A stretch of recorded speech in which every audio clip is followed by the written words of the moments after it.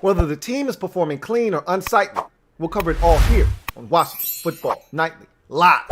I'm your man, Louie T. Thank you for joining me. Let's get to tonight's lead story. So, I wanted to kind of focus on the final 5-game stretch of the season, kind of take them one at a time. I don't like to look forward. The next game is the biggest game, and the next game happens to be the toughest opponent we've seen all season in the undefeated 11-0 Pittsburgh Steelers. And I'm going to talk about them quite a bit tonight, and we'll talk about the challenge that is in front of us with this matchup.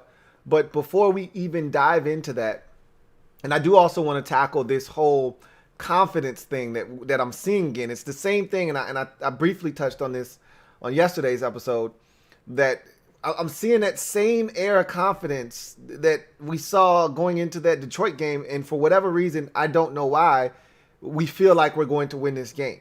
And I'm confident that we have a shot. I'm not going into this thing thinking there's no way in hell we're going to win. That's not how I feel about this game. In fact, I think the Steelers are very beatable. Do I think we are going to win the game? We'll talk about that on Friday. I will give you my prediction tomorrow. However, some of you are just overly confident. Like, there's no way we're going to lose this game. We'll talk about that in a second. But I want to look at the 5-game stretch to wrap up this season for Washington. Let me grab my phone. I want to make sure I have these games in the correct order because I know the 5 teams, and I think I pretty much know the order of those games, but I want to make sure I'm 100% spot on with that. I want to make sure that I'm not making any mistakes in terms of where these games lie. But I do know the next 2 opponents.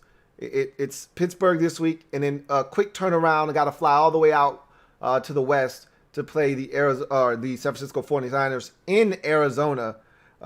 So that's going to be an interesting turnaround because of the schedule,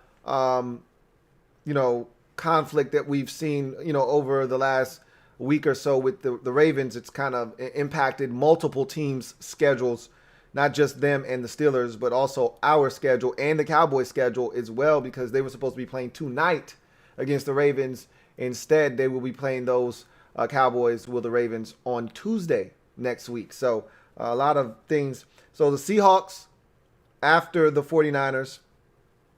So this is the thing about the schedule. 3 straight road games, and I talked about this on last episode. 3 straight roadies. We've already won the first leg of those 3 straight road games. If we can win 2 out of 3, I feel very confident that we're going to finish up this season at 7-9. 7-9, think about this. From where we came, think about what 7-9 represents. This is a team that at probably the midpoint of the season, before that Dallas game, let's just talk about where we were before the Dallas game. When Kyle Allen threw that interception, that fumble versus the Giants in week 6, and we fell to 1-5 on the season, I can't tell you how many of you guys had jumped off the bridge. You were done with Rivera. You were done with this team. You were talking about the draft. We need to tank for Trevor Lawrence. We're going to end up with the top 5 pick. A lot of you were echoing one, if not all of those sentiments. Okay? And I kept every week, and it was tough. But I was watching the film, and I would tell you guys every single week, we're not as bad as you think. It's a play here. And no one wants to hear that when you're losing every week. No one wants to hear it's a play here, it's a play there. But I told you before the season even started that this was going to be a long process and that this was going to be a rebuilding season. Everyone's on board with rebuilding until you actually have to go through the process of rebuilding. It's not pretty. It's always ugly when you're rebuilding because there are going to be some tough losses in there, games you think you should have won, and when you're a young team, you don't know how to win those games. Well, we're getting better. Now, this is the interesting thing about our season to this point. Now, I haven't heard anybody say this yet. We still don't know how to win. Okay? That sounds crazy because we're 4-7. We're playing the best football that we've played this season. We've won 2 in a row for the first time this season. A lot of firsts going on right now. We're feeling good. I think this is part of the reason. This is a byproduct, of why a lot of you feel the way you do about the Steelers game, because we are playing our best football of the season. We did just come off of our most lopsided victory in a very long time. Haven't scored 40-plus points since 2016. So, yeah, there's a right to be excited. But as I told you yesterday, pump your brakes and drive slow, homie. Drive slow. But the reason that there is so much optimism is also the reason why I'm telling you to slow down. Yeah, we've won 4 games this season. None of them have been one-score games. Think about that for a second. Every single win we have is double figures. Every single one of them. Did you think about that? A 10-point victory versus Philly, 27-17. An 11-point victory over Cincinnati, 20-9. Okay? A 41-16 victory over the Dallas Cowboys, 25-point victory. And, of course, the Dallas win, 25-3. Every single one of our victories has come comfortably.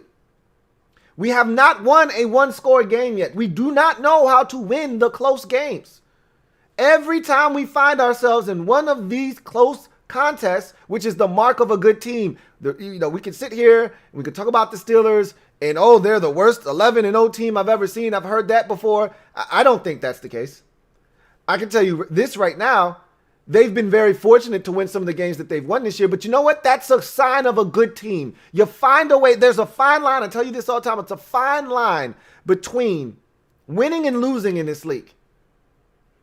And the good teams find a way to be on the right side of the scoreboard when the game's over. The Steelers had a close game versus Tennessee. Turned it over 3 times. Ben had 3 turnovers in that game. They still managed to win the football game. Why? They're a good football team. Yeah, they got some luck. The Tennessee Titans kicker missed the field goal. Doesn't matter. They found a way to win a close football game. That Ravens game that they played the first time around. Down the wire. They were struggling. They were losing in that game. Lamar Jackson had an abysmal game. Threw them back into the game. Threw the Steelers back into the game. The Steelers were struggling. They found a way to gut it out and win on the road versus the Ravens. The good teams in this league find ways to win.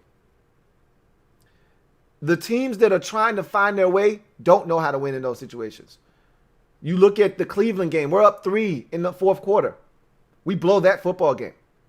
Don't know how to manage a small lead. End up getting our doors blown off in that football game. You look at the Giants game the first time around. It's tied at 13.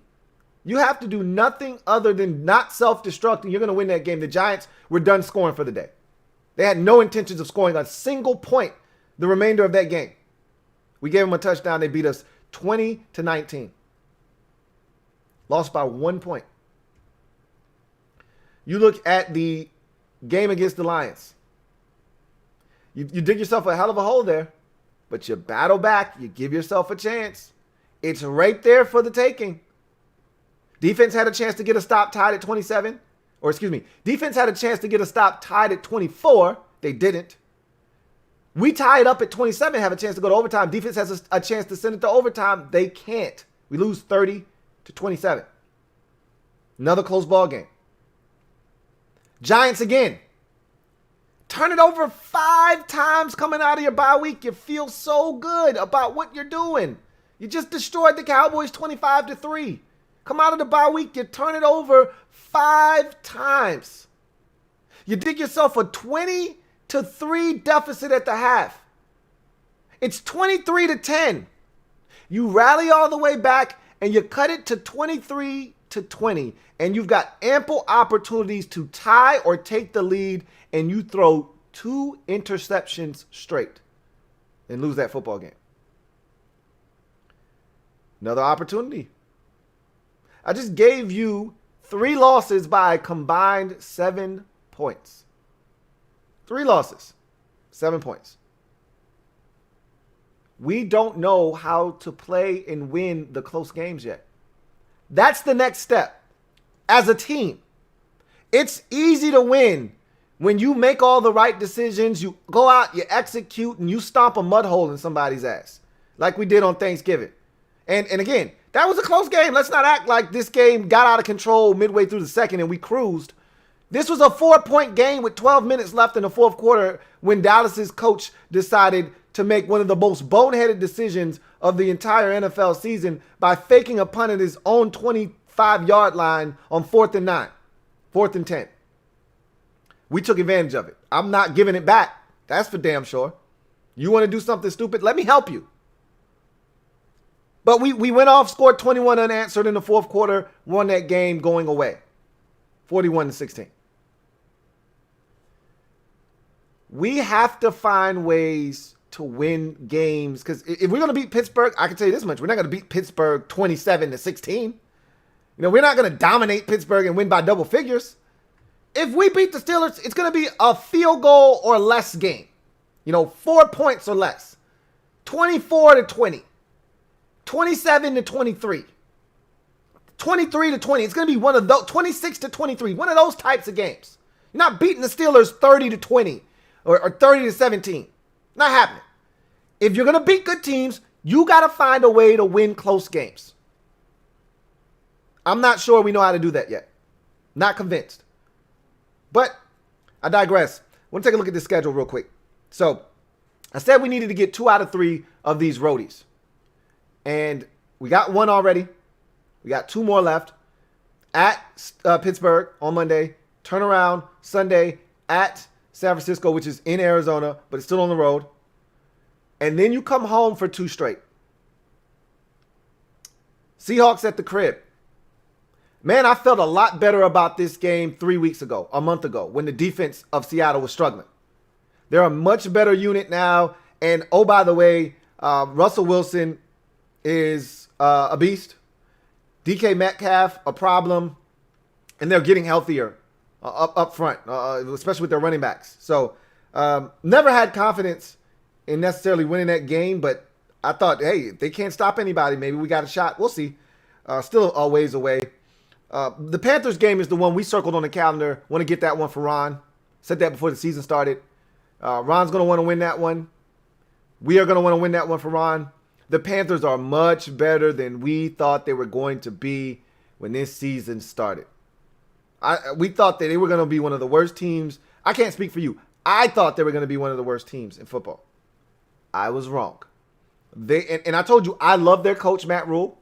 I told you he was going to turn that program around. I just didn't expect him to turn it around this soon. Like, if you weren't a believer, you believe now because this team has overachieved already. And we still got 5 games left in the season. They've already overachieved, have the Carolina Panthers. So that's not going to be an easy game by any stretch of the imagination. And Christian McCaffrey has missed a ton of games. I guarantee you he won't miss the game against us. Bet you he plays in that game. So we'll see what happens there. That's one. If we plan on winning the division, I've already mapped out the 3 that we got to find a way to win. If you want to have this division not necessarily come down to week 17 against the Philadelphia Eagles, you got to beat San Francisco and you got to beat the Carolina Panthers. Now, look, honestly, you just got to win 2. 2 more before week 17 to get to 7. All right. It doesn't matter which 2 they are. I'd love for it to be Pittsburgh. I'd love for it to be, the Seattle Seahawks. I'd love for it to be one of these big dogs. Love for it to be one of these big dogs. Honestly speaking, I could give a shit who it is. It's Pittsburgh, Seattle, 49ers, Panthers. We just need 2 out of those final 4. That way, when you get to week 17, you've already won 6, and you're looking to make it 7 in week 17 versus the Eagles on the road. And guess what? If you get to 6 before week 17, I'd like to think that you'd have the division wrapped up. I don't see the Giants winning 2 more games. I could be wrong. But they got the Ravens, they got the Seahawks, they got the Cardinals. They got games that they're supposed to lose. Now, will they lose? We'll see. They've been a scrappy team all season long. I'm not really too concerned about Dallas. If Dallas wants to make a statement that they're not dead, go beat the Ravens on Tuesday. I don't see them doing that. I don't. Lamar Jackson will be back. I think the Ravens will be just fine. I already told you, I think the Ravens are going to get hot, finish up the season on a high note, and make the playoffs. If they're going to do that, they have to beat Dallas. I think they will do that. So if Dallas wants me to believe that they're not dead yet, beat the Baltimore Ravens. The Cowboys, of everybody in the division, they've got the best schedule to get hot and win some games. I just don't trust them to do that. When I look at the Eagles, they're dead. Watch them on Monday. They're lifeless. And their schedule doesn't suggest that they're going to get out of the hole that they're in. You know, when you got the likes of the Saints and the Packers, and they've got one more toughie on that schedule too that I'm forgetting. They just played Seattle. They have the Saints, the Packers, and they've got one more brutal game on their schedule. I can't remember exactly who it is. I know the Giants also have the Browns as well. So I'm going to look at Philly's schedule real quick, because I know it's one more game that I'm forgetting that they have. It's the Packers, the Saints, the Cardinals. That was the game I was thinking about, the Cardinals, because they got 2 NFC East games left. So they're not no, the Cowboys are the ones with 2 NFC. No, I said that right. The Eagles have the Cowboys and Washington. They're not beating us, though. I can't speak for Dallas. They're not beating us in that game. Feel really good about saying that. So at the end of the day, if we can go into Week 17's matchup versus Philadelphia at 6-9, no worse than 6-9, we're going to win this division. If we go into that game anything less than 6-9, now you're going to be relying on somebody else to help us out. I don't want to leave our fate or destiny in, and I shouldn't even say that. I don't want to leave our future in somebody else's hands. I don't want to be begging for this team or that team to beat this team or that team. To hell with that. Let's just take care of business. I've long told you guys from the start, I don't worry about what everybody else is doing in the division. Let's just take care of our business. Let's take care of what we have to take care of. And everything else will take care of itself. You win games. Make everybody else worry about what we're doing. When you start worrying about, well, what's Dallas doing? What's Philadelphia doing? You forget to take care of your own business. You start becoming complacent like, hey, they lost, so if we lose, it's okay. Nah, to hell with that. You win and let them worry about keeping up with us. We got a chance to set the pace.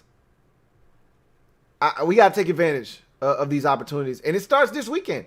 Why the hell not? Why can't we be the team to knock off the Steelers? Somebody's got to do it. They're not going undefeated this year. Somebody's got to do it. Why not us? So I got a couple of super chats. I want to knock these out real quick.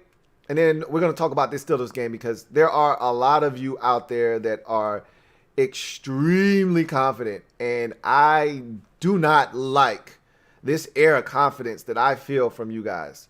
I want to first and foremost say shout out to everybody that watched the NFC East Roundtable over on Bad Dog's channel, Bad Dog Sports, yesterday. If you showed up and showed out for your man Louie T, I really appreciate you guys, man, showing up and representing the squad, representing me, and all that we are as a family over here on the LouieTeeNetwork as Washington football team fans. And so I really respect y'all, and I appreciate y'all for that, man, because we know they're going to show up. It's his channel, so Giants fans are going to show up. Lost fans are going to show up.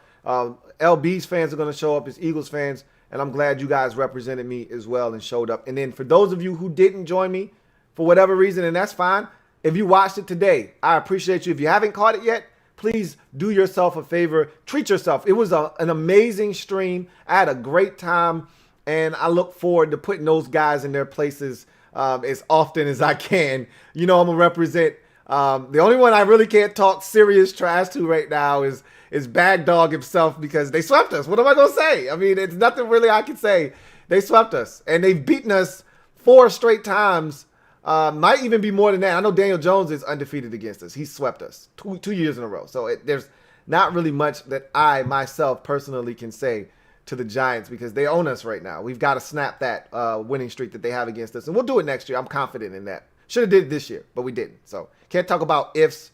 What we should have, could have, or should have done, we didn't. So we'll take care of that next year, though. So thank you guys once again. I got a super chat here from my man Rob U. Thank you for the super chat, Rob U. Greatly appreciate you. Rob writes, "What up, Lou? A month ago, I thought this team was dead, and I was already looking forward to next season. This team plays hard for Rivera, and if they continue to draft well, the future is bright." You know what, Rob? I'm glad you brought that up, because you weren't alone. There were a lot of people accompanying you by jumping off the bandwagon for the 2020 season. You know, I'm not going to name any names, but I can think of a few names in my head of people that proclaimed the season dead, proclaimed that we were going to have a top 5 pick. We weren't going to win any more than 2 games this season. And there were several of you who even took it as far as to say, Rivera's a terrible coach. We need to get rid of him. Scott Turner is terrible. And some of you still are on the fence on Scott Turner. If that's how you feel, I'm not here to convince you. I'll allow him to do that for himself. I think his body of work this season has been improving. I thought it started out a little rough, as I expected it to, and I told you it would. A lot of moving parts. First-time coordinator. What did you expect? But I think he's gotten better. I think a lot of you would agree with that. Even the most staunch detractor would say he's gotten better. Still don't believe in him, but he's gotten better. I'll take that. It's progress. It's a step in the right direction. But to reiterate, a lot of people, not just you, Rob, thought this season was over. And you know, I myself I fell prey to that right around week number 9. I think is when we came off the bye and lost to the Giants and Kyle Allen broke his ankle or foot. I think he fractured I think it was his ankle. I thought the season was over. I said, you're telling me Alex Smith is going to come in and continue to do what he did today the rest of the season? Not buying it. We're done. Stick a fork in us. We're dead. And Alex went out the following week, had a tremendous game against the Lions and gave us a shot. And I said, okay, well, maybe we can do this. And I looked at the rest of the division. I said, well, they're not going anywhere. They're still running in place right where we left them. No one's running away with this thing. Why not? 2 wins later. Cincinnati, Dallas again. We're at 4-7, and we're right here in the thick of things. So you're not alone in that. And I had my doubts after the injury to Kyle Allen. But before Kyle Allen's injury, I kept telling you guys, we're not dead. We're good enough to win this thing. We're improving every week. Don't give up. And I told you guys, and I made videos with titles that told you we will not draft in the top 10 or top 5. We will not draft in the top 5. And I'm going to tell you right now, with the way this team is trending, we will not draft in the top 10 whether we win the division or not. We will not draft in the top 10. Because I really think, worst case scenario, this is a 5-win team, worst case scenario. 5 will probably get you in the top 10, right around 9 or 10 somewhere. 5 wins will. I think this team can get to 6 whether they win the division or not. 7 wins you the division right out. Outright, 7 gets you the division. No questions asked. You get to 7. Nobody else in this division. I'm telling you this right now. Nobody else is getting a 7. The Eagles aren't getting a 7. The Giants aren't getting a 7. The Cowboys aren't getting a 7. If we get to 7, we win the division. It's a race to 7. Anybody gets to 7, they win. That includes anybody else in the division. The only other team I think has an outside shot of getting a 7 are the Giants. And if they get there, guess what? They're going to win the division because even if we get there, they own the season series. So again, the race to 7. Whoever gets there first, I don't think this division is going to be won with double-digit losses. I don't think this is going to be the first NFL division to have a winner with double-digit losses. I think somebody is getting to 7, and I think that somebody is us, personally. But I'm with you. The future's bright. I like where we're heading. I like what we're building, and I think this Seattle Seahawks model that I talked about before the season started, where you build all of the surrounding parts. We got a number 1 wide receiver. You got a really solid offensive line that you're building. You could add another part or two to really complete this offensive line, but you've got a lot of the core pieces, especially if you bring Brandon Sheriff back with Morgan Moses and Brandon Sheriff. And Chase Roulier has been really solid. I don't know how they feel about Roulier, but if they feel like they can move on from him and plug in another center, whether that guy is already on the roster in the San Diego State center or not, that remains to be seen. But, Wes Schweitzer is a guy that I feel really confident in. If he has to play, I feel perfectly fine with Wes Schweitzer. Don't forget, we drafted Sadiq Charles. I think they feel like he's a guard at this point. And they love his athleticism. When he gets healthy, That's another guy that you can plug into this offensive line. I think that the offensive line is being built, and it's going to be really solid. You got a number one receiver in McLaurin. You got two backs that you really like. We don't know what Bryce Love is, but if he could be healthy, he might be able to complete that backfield, with McKissick and Gibson. And I don't want to disrespect Peyton Barber, but I don't think he's a part of the long-term future. But he's not an old back. He's still relatively young. He's like 27, 28 years old max. So it's not like he is, he might be 29. He's not 30. I know that for sure. So, he might be here for the next couple of years. I don't know how they feel about him. I know Rivera loves him, but I don't know if they love him enough to keep another guy off the roster that might be good enough to kick him off of the roster. But that's not here nor there. You're building something at receiver. We got other guys that we think are good parts. I don't think we have a number 2 on this team yet. I think we do need to add that, whether it be via free agency or the draft. That remains to be seen. But the tight end position, you got something in Logan Thomas. I still think you need to upgrade. But, you need 2 tight ends in this league. Minimum of 2. We got 1 in Logan Thomas. All right. Then you go to the defensive side, and we're loaded over there. We got some positions that we still need to upgrade. Safety, linebacker. We could use another corner. Why not? However, the defensive line is stacked. And I think that we got a baller in Cole Holcomb. And I love what Kendall Fuller's doing. And I really like Darby. And I think we got to find a way to bring him back. And so when you look at all of that, I like Jimmy Moreland. I think he's a dog. I like what we have in DeShazer Everett. I think Cameron Curl is a budding star if he continues to grow. There are so many pieces here. If you can just find the quarterback, drop him in the middle. I think this Seattle Seahawks model, man, might just apply to us with Russell Wilson. When they had that infrastructure already built, Legion of Boom, they had the running back in Marshawn Lynch, they had the receivers already, they added in Tyler Lockett a little bit later on down the line, but they had Doug Baldwin, and they had some guys that were formidable, and then they just took Russ and they dropped him in the middle, and that thing exploded. I'm hoping we got the same kind of brew going right now, and we just add that one missing ingredient. And then you taste it. Oh, this is ready to go right now. Let's go. Pour me a bowl. That's what I'm hoping. Well, we'll see. But you weren't alone, Rob. You weren't alone. A lot of people were ready to give up on this team, give up on Ron, and start looking towards the draft. And this thing has turned out a lot different than many of us thought. Willie Parham, thank you for the super chat. Greatly appreciate you. Cheers, Willie. Cheers. Really appreciate you, man. Got a super chat here from Santiago Tradell. Greatly appreciate you, Santiago Tradell, who writes, if we beat Pittsburgh, we are winning the division. Absolutely. That's without a doubt. I think if you want to change the narrative about this football team, hell, about this division, one win can do that. It will change the way everyone views us as a team. It will change the way everybody views this division. It will change the whole thought process about, hey, if you're going to make the NFC playoffs and you're not going to win your division, you better get that 5 seed. You want to play Washington. You want to play whoever wins the NFC East. That's an easy win. It'll change all of that shit with one win. You want to change the narrative? Beat the Steelers. Changes everything. No one's talking that shit anymore. No one is talking about, oh, that's an easy win. You see the narrative. You saw just what beating the hell out of Dallas did for the narrative. Okay? You saw how that narrative flipped. Did you watch Monday Night Football? They have been shitting on us all season long. Brian Greasy takes shots every chance he gets. The shade in 110-degree heat, you could feel it. He was giving it to us every week.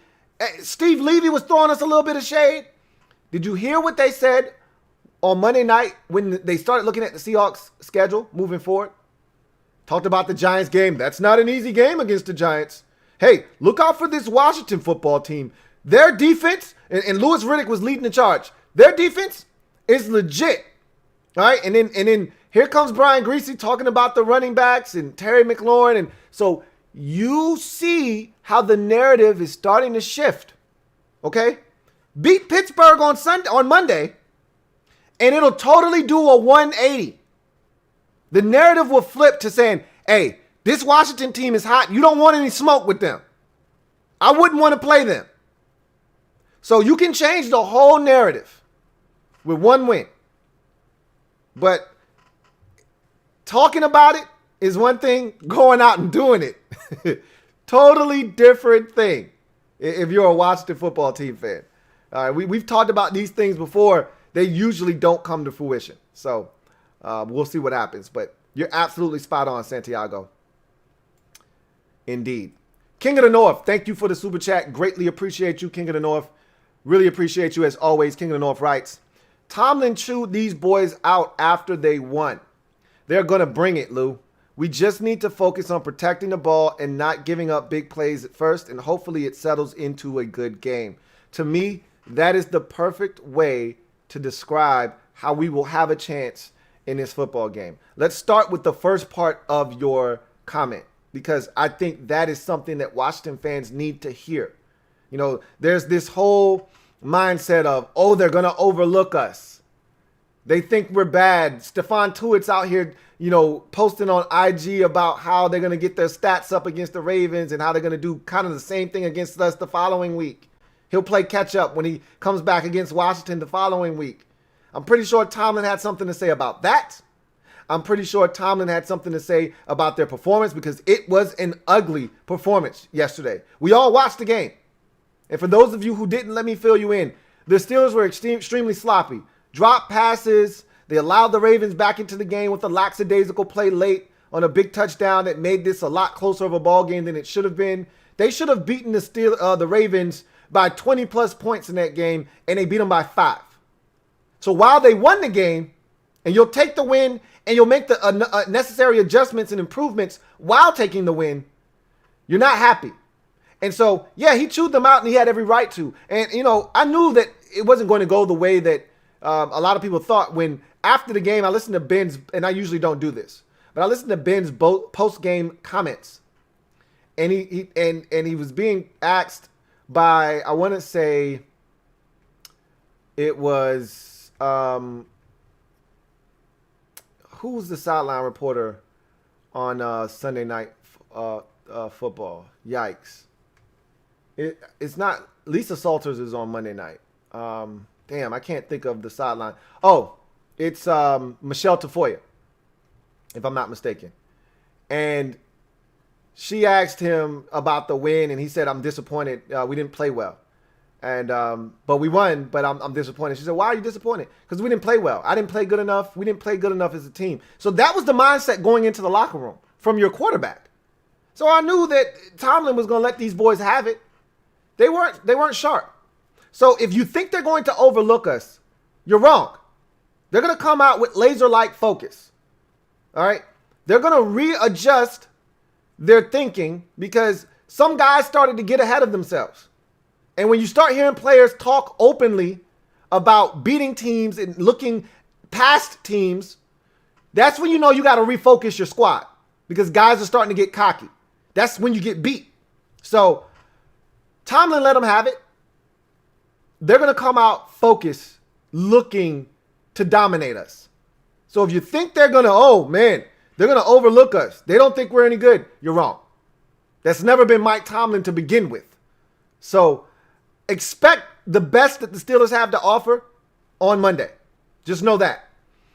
Now, the other portion of your comment, I think, is spot on as well, which is, in order to have a chance, the Steelers are the best in the league at creating turnovers. We're one of the worst at protecting the ball. As I laid out on yesterday's show, we've turned it over in each of the last 4 games. In 2 of those games, we turned it over multiple times. So what I'm essentially saying to you is that we've got to do a better job of protecting the football. Did we turn it over multiple times in 2 of those games? No, we turned it over 5 times against the Giants. Then we had the Lions game. I remember the Terry fumble. I don't think Alex threw an interception in that game, though. And I don't think anybody else turned the football over in that game. Then you had the Bengals game. We just had the one turnover against the Bengals. And then we had the one turnover in the Dallas game. So we didn't have multiple turnovers in more than one game in our last 4, but we did have the 5 turnover game. And that skews a lot of things. But you still haven't had a clean game turnover-wise in over a month. You know, you got to go back to before the bye week against Dallas the first time around to get to a game in which we didn't turn the football over. So we can't afford to turn it over against a turnover-thirsty team. A team that craves turnovers, lives for them. We've got to take care of the ball. That's the first thing. If you want to have a chance in this game, you can't create short fields for the Steelers. And I don't know if you watched the game, but I did. They said that the Steelers are the best red zone offense in the league. It didn't look like it on Wednesday. Watching the game, the Ravens were able to stop them from getting in the end zone multiple times. However, the stats don't lie. Numbers don't lie. People do. And that means they've been extremely proficient in the red zone this year, that they're the best.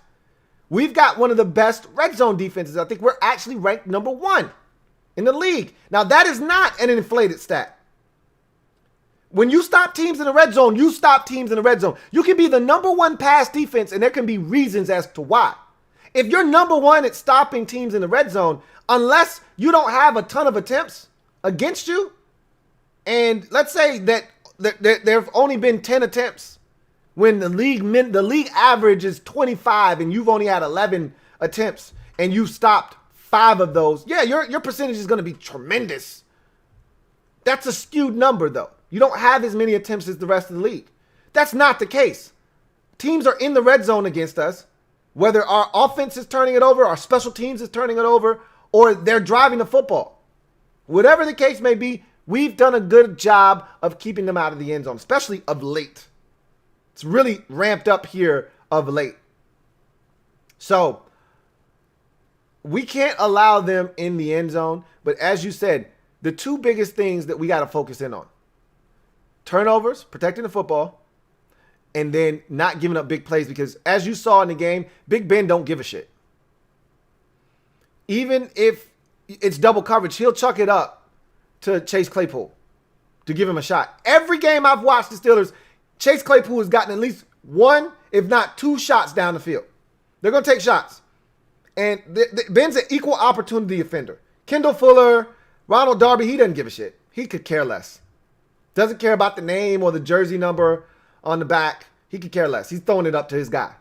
And if you don't look back for the ball, you're going to get a PI. And that's what Ben's thinking, is either a catch from my guy or it's PI. So they're going to take shots. Are we going to give them up? Or are we going to make plays like we did against Cincinnati? That's the question. Because against Detroit, we gave it up. Against Dallas, we gave one up. Against the Giants, we gave one up. If you're going to give that up, it's going to be a long day. But if we can settle in like King of the North said, and just get into a ball game that gives us a chance. And I'm going back to the philosophy that this team has embedded in me from the start. Now, they've gotten a lot better lately, but I'm going back to the beginning. Humble beginnings. Survive the first half. Survive the first half. If this score at halftime is 17-10, or it's 17-13 and we're trailing by 7, or you're trailing by 4, or it's 13-6 or 13-7 and we're rating this thing, we got ourselves a ball game, folks. If they jump on us 17-7 or 17-3 or 17-6 or 20-6, we're in trouble. We're in trouble. So it's all about surviving the first half. It's all about surviving the first half and giving yourself a chance where we play our best ball, which is in the third quarter into the fourth. It's all about surviving the first half. So I'm with you. I hope it settles into a good game, but we're going to have to do some of the things that you mentioned in order to give us a chance. Terry Maples, thank you for the super chat. Really appreciate you. Terry Maples, who writes, we need Fuller to follow Claypool this week. We don't have to do that. I don't believe that we have to do that.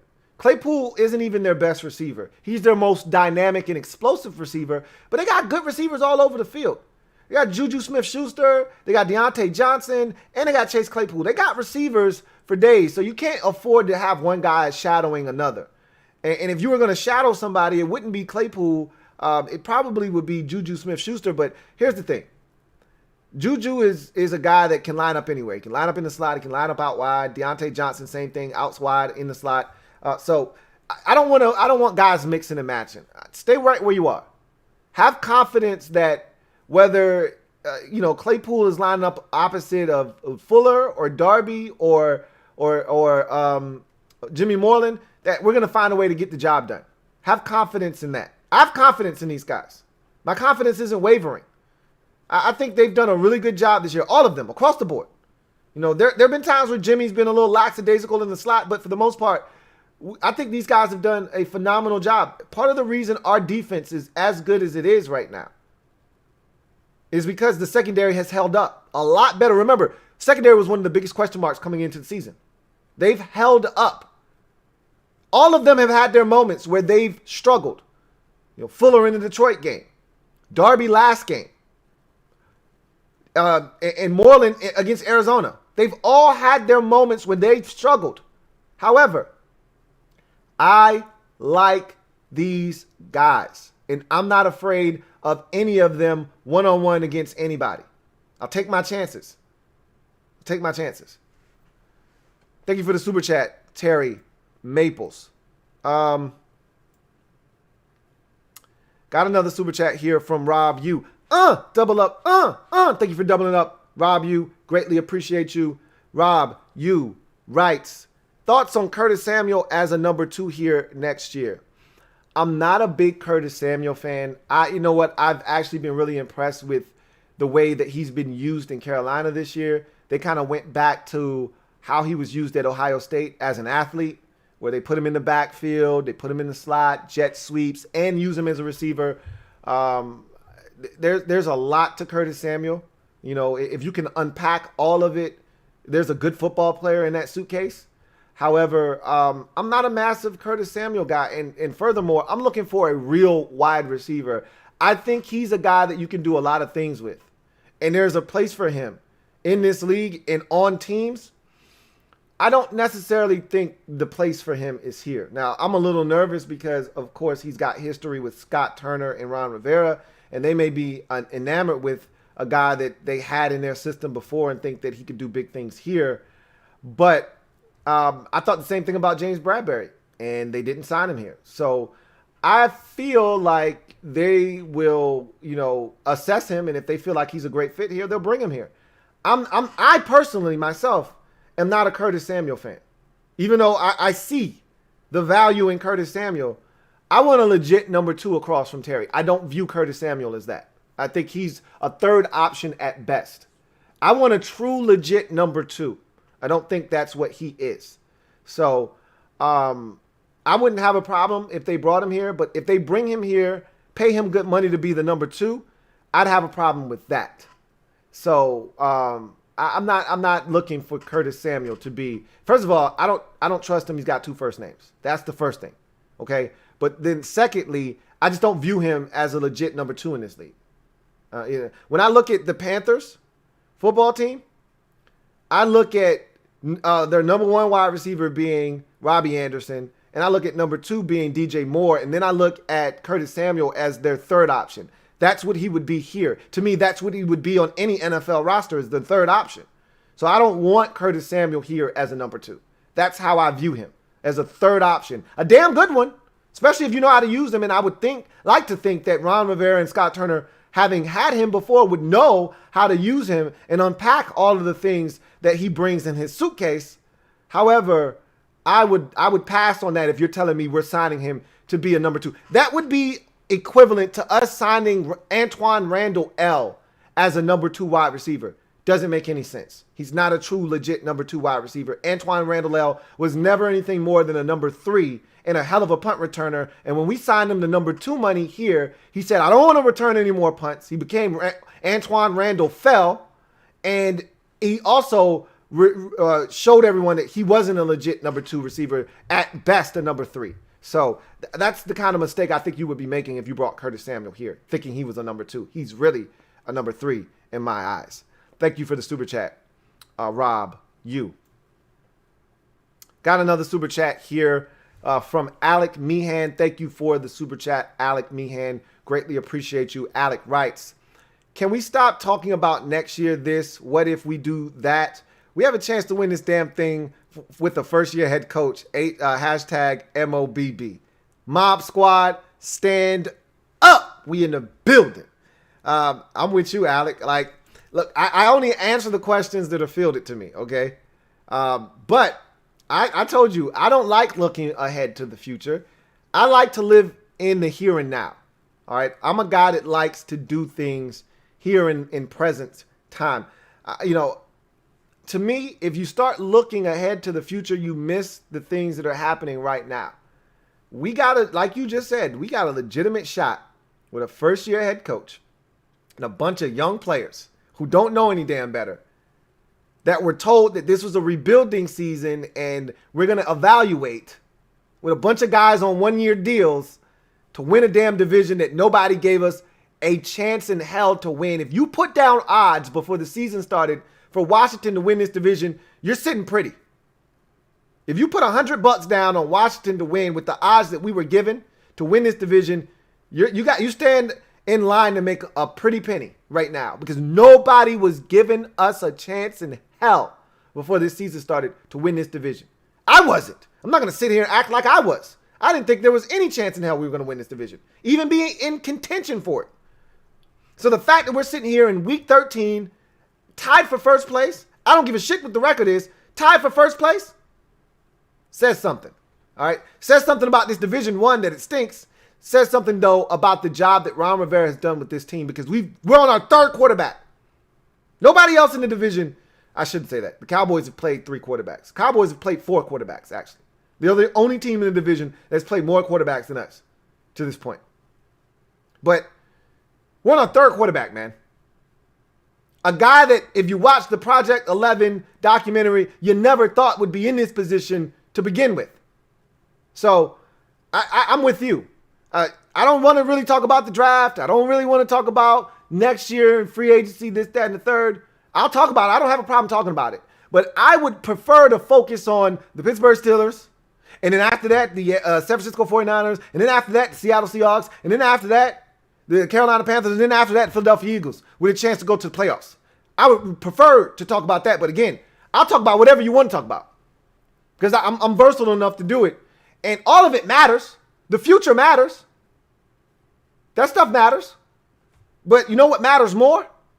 What happens on Monday. You know what matters more? What's going to happen in 2 weeks against the 49ers on the following Sunday. So I'm with you. We got a chance to win this damn division. Let's go get it, man. Let's go get it. I'm with you, Alec. Thank you for the super chat. Got another super chat here from Brendan McCloskey. Thank you for the super chat, Brendan McCloskey. Greatly appreciate you. And Brendan, I know you were in the comment section last night on the NFC East Roundtable. So shout out to you, Brendan McCloskey, for holding it down. Really appreciate you. Brendan writes, what's good, Lou? It was a great stream last night. So and you read my mind, because I like I said, I know you had super chatted yesterday.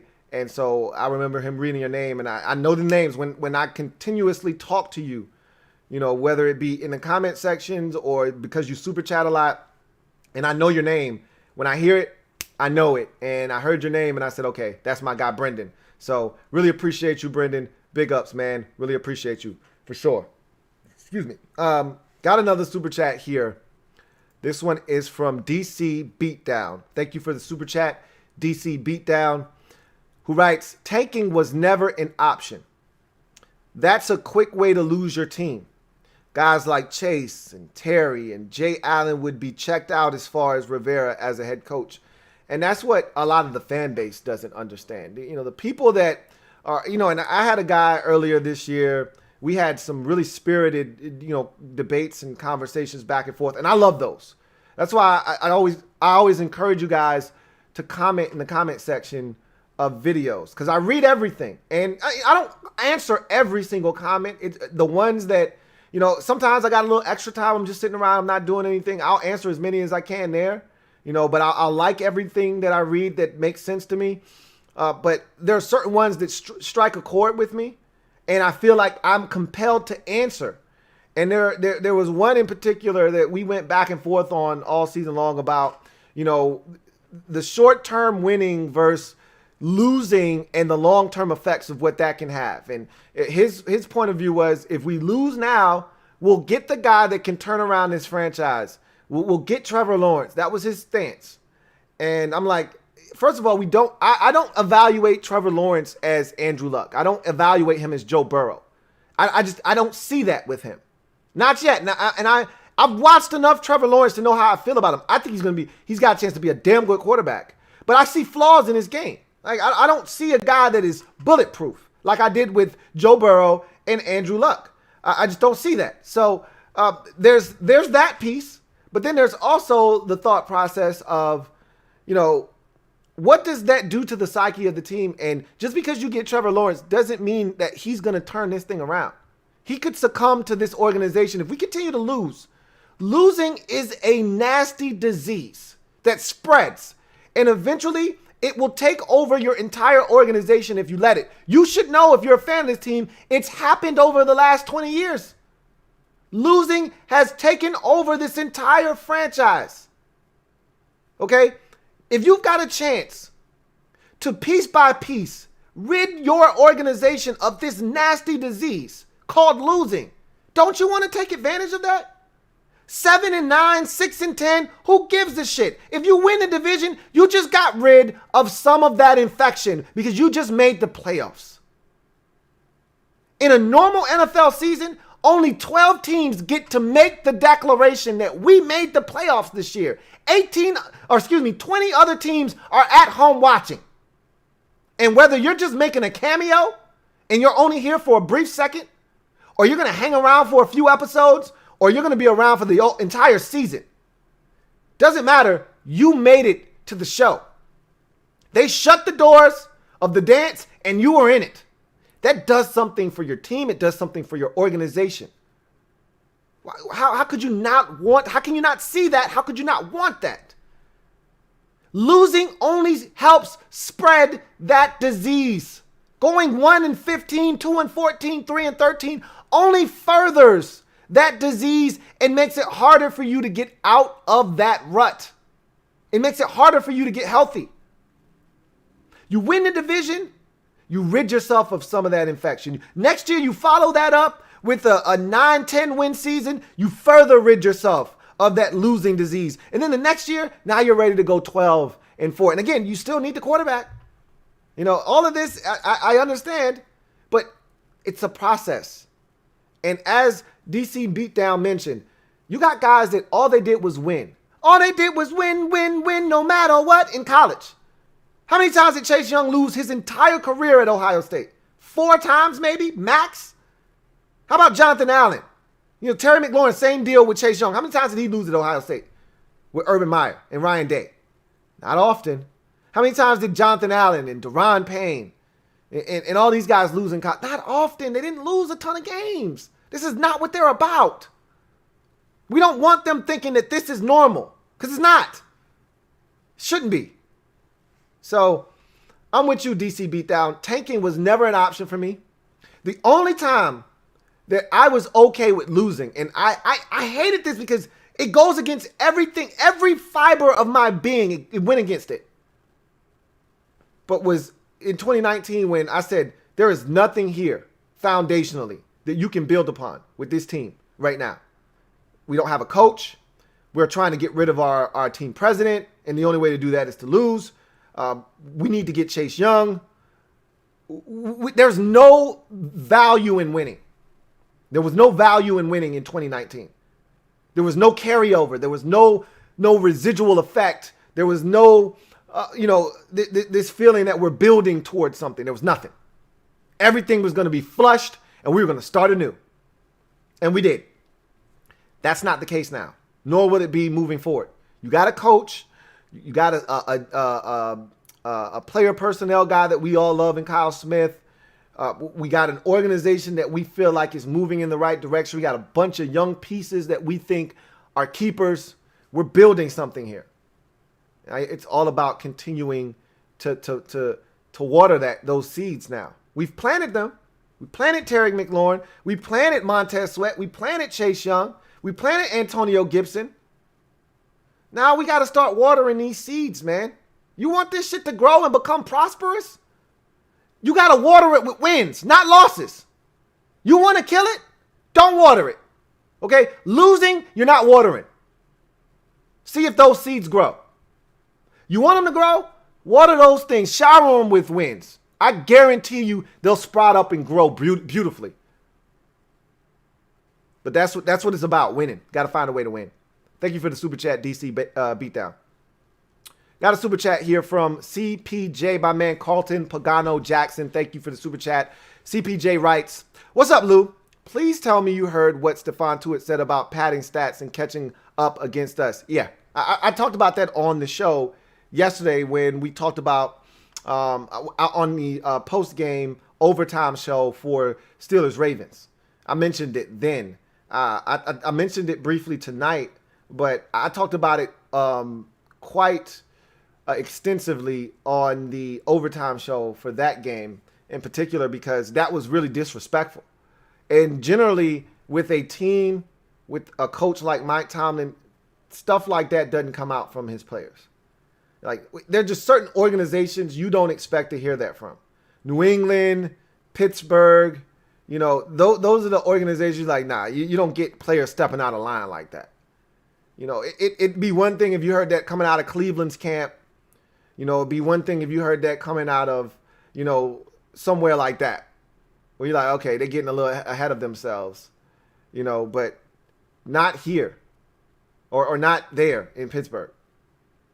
So I found that odd, and I'm pretty sure Mike Tomlin had some words with him about that.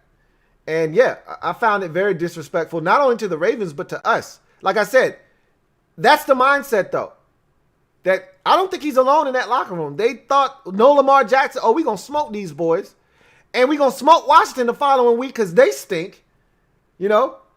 And so they're saying we already mopped up the NFC East. We beat Dallas, Philadelphia, and New York already. We're going to make it a clean sweep of that division. They stink just like the rest of that division, and we're going to mop those boys. Yeah, I took offense to that, and that's okay. It's okay. We'll see what happens. But, yeah, I heard his comments. I read his comments. Talked about padding it, told his boys, I'm going to be back with y'all next week. Go ahead and pad your stats. For those of you who aren't aware of this IG post, he was out, I think, due to COVID-19 contact tracing. So he had to miss this game. And he said, look, I'll catch up with y'all next week. Y'all go ahead and pad your stats. This is an easy one. Y'all go pad your stats. I'll catch up with y'all next week versus Washington. Oh, really, Stephon? Gotcha. Cool. All right. Cool beans. So, yeah, I heard it. Loud and clear, CPJ. Thank you for the super chat. Got a super chat here from Metaphor. Thank you for the super chat, Metaphor, who writes, I agree a win at Pitt is game-changing, but news will spin it as they were affected by the COVID B-More game. Now, see, this is the thing. If they would have lost the game versus the Ravens, there would have been a built-in excuse. Oh, man, this schedule change really got into their heads. And, you know, they were impacted by, you know, all of this shifting around. And man, it really hurt them. That they won't get a benefit of the doubt here. Because we're viewed as an inferior team. No ifs, ands. It doesn't matter if you had 3 days of rest, 7 or 17. You're supposed to beat Washington. They're not good. That's the narrative. Watch, that line is already out. I guarantee you that line is no less than 7. I wouldn't be shocked if that line at some point got up to 8, 8.5. There's disrespect, and there should be. I'm not upset about that. I don't think it's going to get to double digits because we're playing much better football. And I think Vegas is going to build in that, you know, that short turnaround from Wednesday to Monday. So I think they're going to account for all of that, but it's still going to be a touchdown or more in terms of a line for this game. Like, nobody's expecting us to win. There will be no built-in excuses for them. You are supposed to beat Washington. We are not viewed as equals in this game. That's why if we win this game, it will change the narrative across the board. No longer are we a joke. No longer is the NFC East a joke. Hey, y'all don't want to play these boys. They playing hot football. And that's what football's all about. Catching a team at the right or wrong time. You know, like Dallas fans feel like, hey, we catching the Ravens at the right time. These boys have lost 3 straight, 4 out of their last 5. Why the hell not? I don't blame them for feeling that way. They caught the Ravens at the right time, or for the case of the Ravens, maybe the wrong time. For us, we're hoping that teams are looking at us saying, damn, we should have got the Washington game out of the way early when they were trying to find themselves. I told you that if Rivera keeps in line with his track record, which is his teams get better as the season progresses, I said that teams will not want to play us later on in the season. We will be a much different team, confidence-wise, understanding-wise, all of that. We will be a more cohesive unit back into the schedule than we will be at the front portion of the schedule. And you're seeing that. So now the question is, can we find a way to do what nobody thinks we can do? Which is go to Pittsburgh and do something nobody else has done this season. Beat the Steelers. They're undefeated. There will be no built-in excuses. If we win this game, changes the whole narrative across the board. Thank you for the super chat. Metaphor. Got another super chat. This one is from Carlton Pagano Jackson. Thank you once again for doubling up, CPJ. Double up. Thank you for doubling up, CPJ, who writes, I see you have LOL.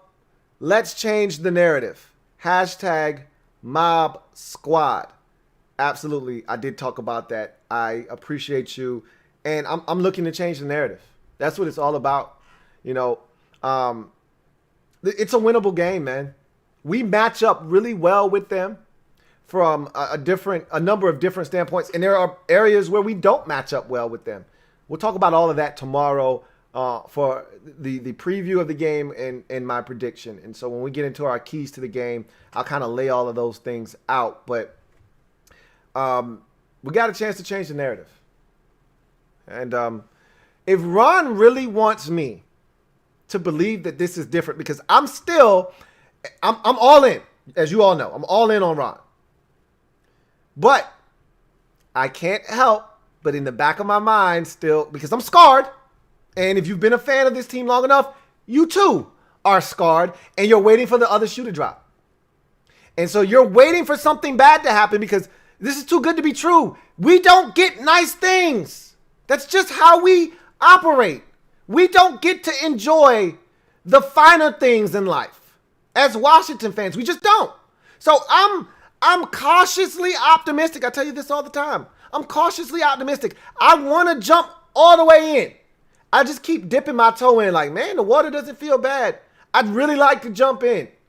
But something is holding me back. That something is years of being beaten the hell down by thinking you're going to do something and then having something totally different happen. If Ron wants, because I didn't expect Thanksgiving. I told you guys that on the overtime show after that game. I did not expect to win the game. I told you I predicted the Cowboys would beat us. I didn't think we were going to handle the moment. Chase Young was talking about LeBron James watching the game. I did not think we were going to go to Dallas and stomp a mud hole in their ass and eat a 40 burger all the while doing it with juices dripping down our chin. I didn't think that was going to happen, but it did. That peeled off a little bit of that hard exterior that I had up. Like when you start to see things like that happen, you pull off a piece of that hard exterior. You say, okay, maybe this is different. I'm not willing to go all the way in on that. Not quite yet. I need more proof. That's a hell of a start. So you want me to think that it's truly different, that it's going to be different this time around? Go to Pittsburgh and beat the Steelers. Go ahead. Here's the opportunity. You want to win over this fan base? Go to Pittsburgh and beat an undefeated Pittsburgh Steelers team. Thank you for the super chat and doubling up, CPJ.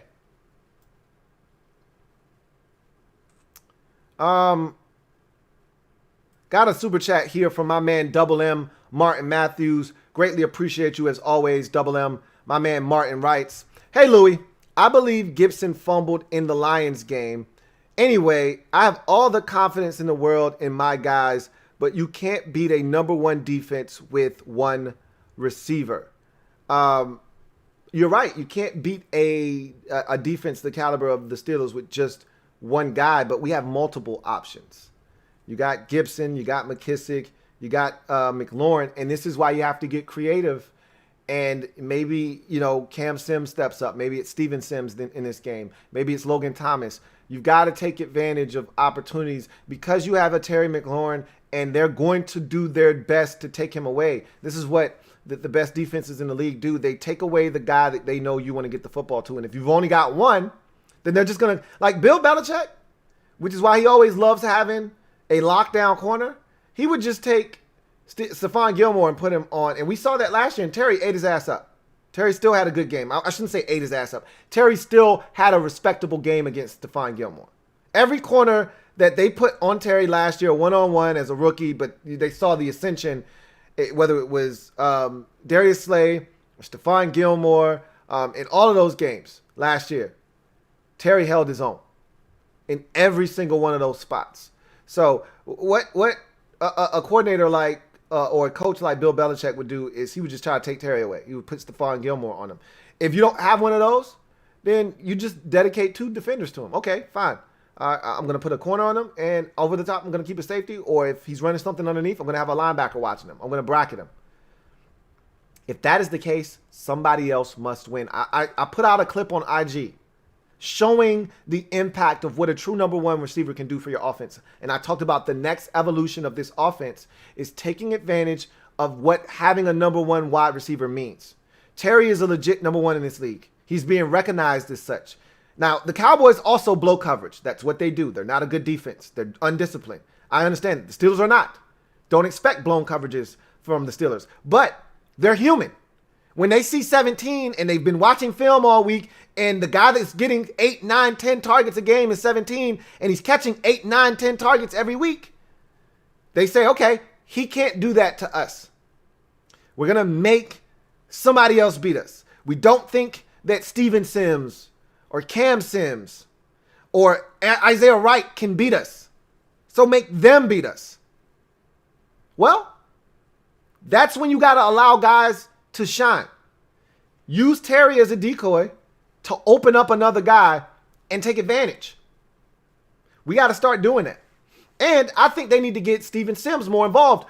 I talked about this already. Before the season started, he was the guy we viewed as a legit number two option. I thought he was going to have somewhere in the neighborhood of 800 yards receiving and 7 touchdowns. He's not even remotely close to that. Obviously, the injuries had a say in that, but even since he's been back, hasn't been a huge part of this offense. I'm putting the onus on Scott Turner to get a guy that we think is a dynamic playmaker more involved. I don't care if it's on a wide receiver screen. I don't care if it's on a jet sweep. I don't care if it's on a shallow cross. Get Steven Sims the football and get him more involved. He's too good of a football player to not have impacts on games, period. So that's a guy that I think right now, in the here and now, can step up. I think they need to get 15 more involved. But you're right. You can't beat a number one defense with one receiver, but you can beat a number one defense with multiple options. And we have multiple options. You got J.D. McKissick. You have Antonio Gibson. You got Terry McLaurin. I told you that Logan Thomas is not a slouch. He's not a number one, but he's not terrible. You can win with Logan Thomas. So there's enough out here. Don't sleep on Steven Sims or Cam Sims. I'm not the biggest Isaiah Wright fan. He's still in the process of trying to win me over. I think his role should be reduced, and they like him, and that's fine. I think his role should be reduced, and Steven Sims' role should be expanded. That's how I feel, personally. But if they like Isaiah Wright, they want to keep pushing that button, go ahead. I'm not going to shoot them down. They see it in practice. They know what they see. They know what they like. I'm just telling you, to me, Steven Sims Jr. is the guy that's missing from this offense right now. Thank you for the super chat, Double M. And just to your point, I don't think that we lost that fumble. But I don't think it was Gibson that fumbled either in the Lions game. I think it was McKissick that fumbled, and I think I know we recovered the fumble. There was a fumble in that game. I think it was McKissick, and I want to say one of the receivers landed on that football, like Cam Sims or somebody like that, recovered that fumble. But we didn't lose that fumble. We only turned it over one time in that game, and that was the not Alex, the who was it was the Terry McLaurin fumble. Excuse me, Terry was the one that fumbled in that game. Got another super chat. This one is from Randy Butler. Thank you for the super chat, Randy. Greatly appreciate you. My man Randy Butler writes, "What's good, Lou? It would be really nice to finally score on an opening drive for a change." We're the only team in the league who hasn't. Shaking my head. Randy.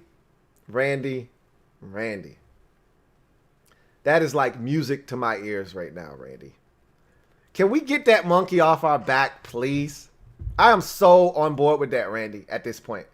Aren't you tired of every game hearing the same thing? Washington's the only team in the league hasn't scored an opening possession. Or if they don't say it, by the time we're going 3 and out or we're punting, Washington's still the only team that hasn't scored on their opening. Like, aren't you tired of hearing that? And what's crazy is we've had opportunities. The Dallas game the first time around comes to mind. We got down. First of all, we thought we scored. Terry got in. They called it a touchdown. Replay overturned it. We're at the half. We're like at the 6-inch line and we can't get in on a damn QB sneak.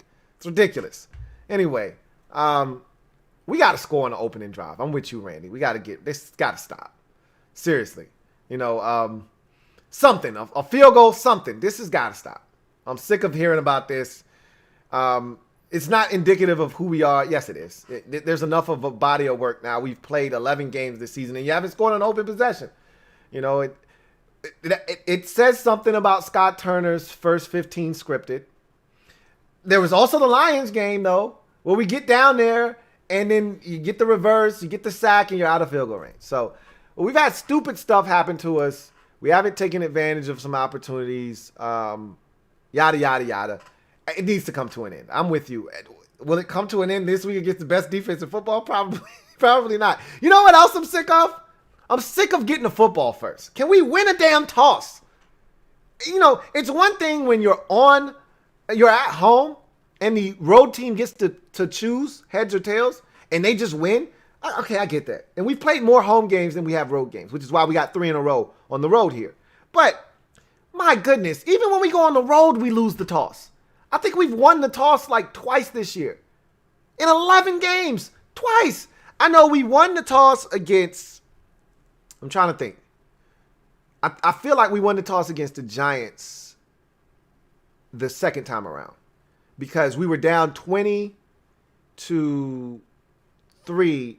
and then we took the second half kickoff, moved it right down the field and scored a touchdown, and made it 20-10, and then the defense gave up a field goal. I could be wrong, and they could have went 3 and out. We got the football, scored a touchdown, and then they scored the field goal. But I feel like we got the opening kickoff in the second half, marched it down the field, scored the touchdown. Then they kicked the field goal to go back up 23-10, and then we scored another touchdown. We kicked the field goal, rather, and then Terry had the big touchdown, and then it was 23-20, and we didn't score again the remainder of the game. And I think we got the ball after the second half one other time. I want to say it was Cleveland, I think. Don't quote me on that. I know it hasn't been any more than 2 times. It's sickening is what it is. I'm sick of it. All right. Thank you for the super chat, Randy Butler.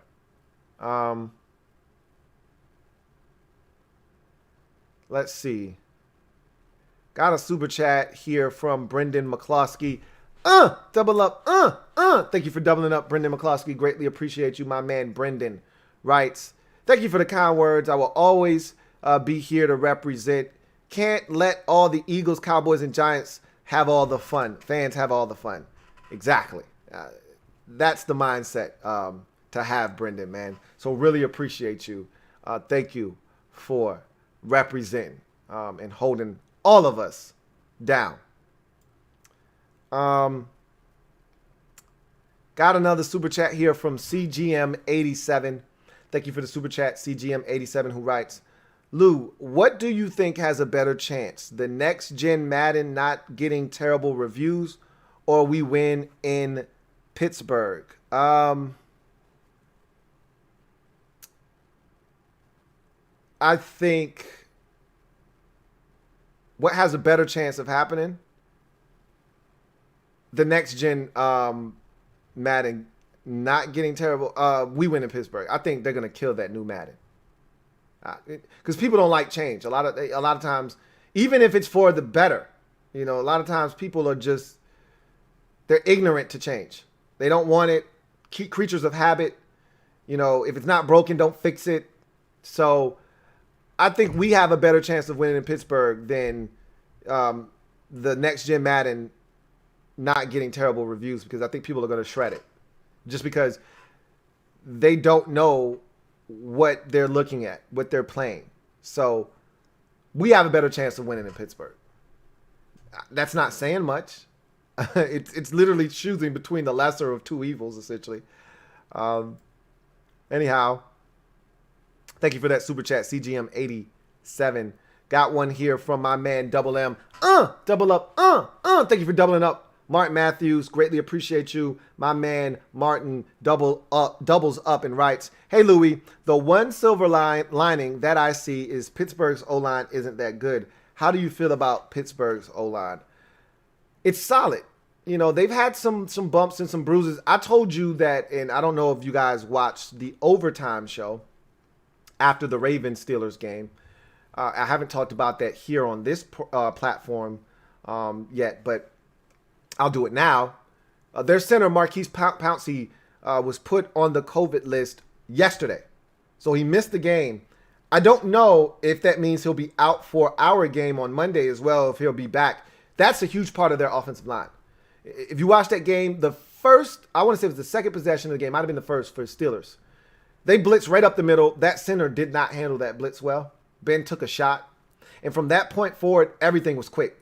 And Ben's been getting the ball out of his hands quickly this year anyway. Not to say that that's the reason he was throwing it quick.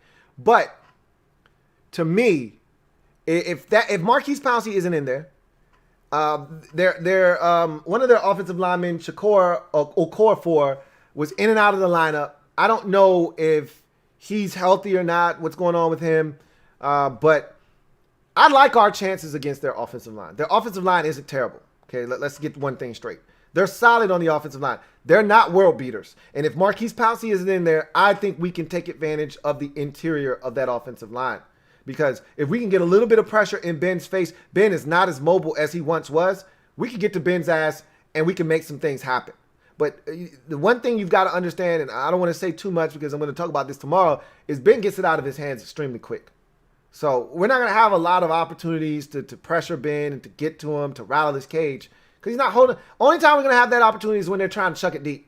And if we don't do a good job of getting to him on those plays, he's going to cut it loose. And they're going to have a shot down the field. So, anyhow, I think their offensive line is solid. It's not the worst we've seen.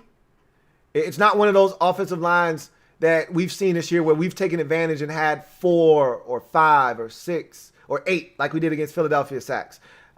It's not the Cincinnati Bengals line. It's not the Dallas line. It's not the Eagles line. That's for damn sure. It's not in that category. It's not terrible. So I do think there are some opportunities, but we're not going to get many because Ben gets it out of his hands quickly. He really does.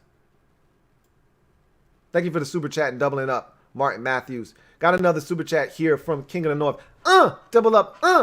Thank you for doubling up, King of the North. Greatly appreciate you. My man, King of the North, writes, I think our young team can still gain confidence with the loss as long as we play them close. We can build on that and use it if we make the playoffs. So here's the thing. Losing is like we're past the point of moral victories with this team. And I understand where you're coming from. 11-0 team. You fight them to the finish. They barely get away. You feel good in the moment, like, damn, we almost had them, but it's still a loss. If you really want this young team to believe, it has to come via a victory. The moral victories aren't going to resonate at this point in the season. We've had too many close losses. Doesn't matter how good or how bad the opponent is. In order for this team to believe that they can get it done in these crucial situations, you know what this team needs, to be honest with you? If you really want this team to take the next step and believe, on one of these final drives when the game is either tied or we're losing, you need to step up. You need to come through and win. That's what really builds confidence. You know what made 2015, 2012, you know what made those seasons so magical and why those teams started winning and they started believing and they started winning close games? Let me tell you why. Because at some point in those seasons, there's a comeback and they start to believe. They start to think, oh yeah, we can do this. For the 2012 season, it was that Baltimore game. Honestly speaking, that first Giants game that we lost in the Meadowlands, where Robert makes that ridiculous 4th down and 7 scramble. He's dodging guys and he's falling down to his knees and he finds Logan Paulson on 4th and 7. That game right there, that was a hell of a football game. And it showed the rest of the team in the locker room, hey, this young fella right here, we always got a chance with him with 10 under center. And you remember that was the Victor Cruz. Victor Cruz! They hit Victor Cruz at the end of that game. He was salsa. We thought we had just beat the damn Giants. And Eli Manning finds Victor Cruz over the top. I'll never forget it. The dirty Terp led him over the top. Touchdown. 75 yards. Just like that. We worked so hard to take the lead. And he gave it up that quick. Josh Wilson. Anyway.